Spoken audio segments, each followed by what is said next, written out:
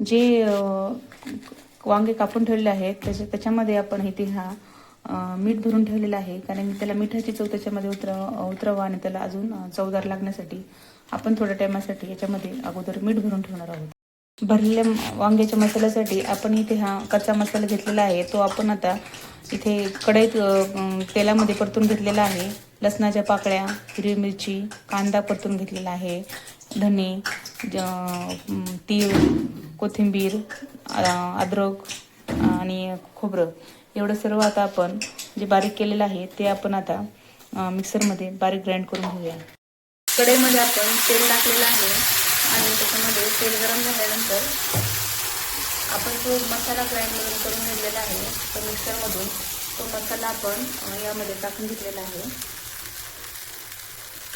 आता त्याला आपण परतून घेऊया. तो मिक्सरच्या साईडला लागलेला आहे तो सर्व मसाला आपण त्याच्यामध्ये काढून त्याला कमी गॅसवरती आपण थोड्या वेळ ग्राइंड करून घेऊया.